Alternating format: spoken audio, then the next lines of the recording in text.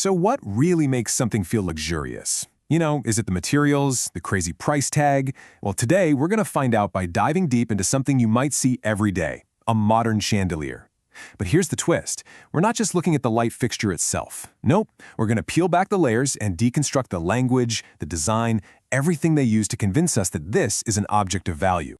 Okay, so the pitch for this chandelier. It starts by tapping into a feeling I bet we've all had.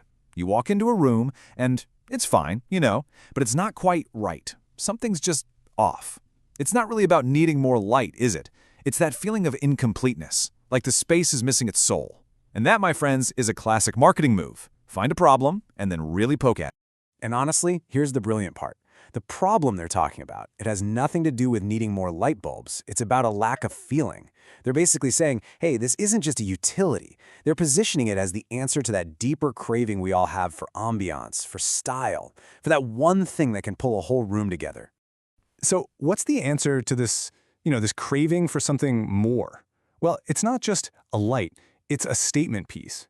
And think about that for a second. Just that phrase alone elevates this thing from a simple utility into, well, an object of art, a piece of your personal identity. Just like that, we've gone from the problem to the grand solution. I mean, this quote right here, it tells you exactly what this thing is supposed to do. And it's way more than just lighting up a room. It's there to scream your style, to get people talking, and to basically be a beacon of, well, modern luxury. The bottom line is, you're not just buying a light, you're buying an identity. Okay, so how on earth does one single object achieve all of that? Well, it all comes down to its anatomy. We're talking 3 core components that are very carefully chosen to build this whole story of modern elegance. So let's break them down. All right, so you've got the crystal, which is all about the dazzle. Then there's the LED for that cutting-edge efficiency. And finally, the steel frame for style and, the structure. Each piece has a very specific job to do in creating that overall vibe of modern luxury. Let's take a closer look at each one. First up, let's talk about the sparkle. And you got to pay attention to the language here.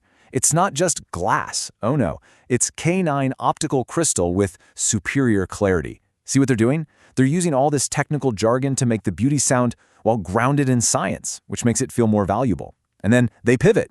They stop using specs and switch to pure emotion, talking about a mesmerizing dance of sparkle. All right, next up is the engine of this thing, the light source itself. And they frame the integrated LED as more than just an update, they call it a revolution. It's a classic comparison, right? On one side, you have all the headaches of the past, constantly changing bulbs, crazy high electricity bills, and on the other side, the sleek, modern solution, smarter, cheaper to run, and even better for the planet. It's a really powerful, practical argument. And finally, we get to the foundation, the frame, and again, just listen to these words. Robust, sophisticated.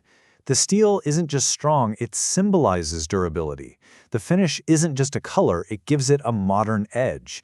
You see the pattern? Every single feature is carefully tied to some quality we all want, like great style or something that's built to last. So, okay, we've seen all the individual parts, right? The crystal, the LED, the steel.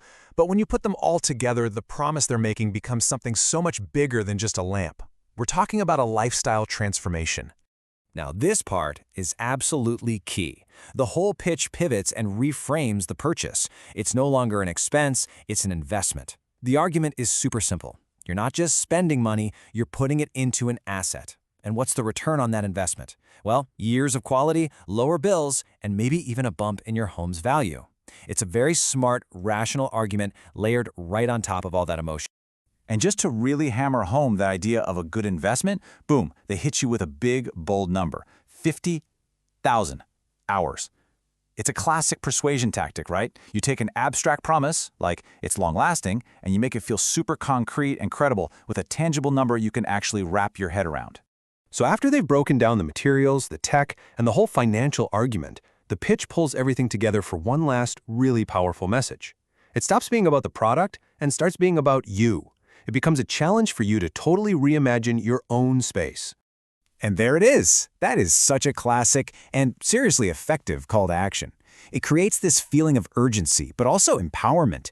It shifts the whole conversation from this vague dream of a beautiful home to the concrete, totally achievable step of actually living in one. And of course, this chandelier is positioned as the one thing that can make it all happen.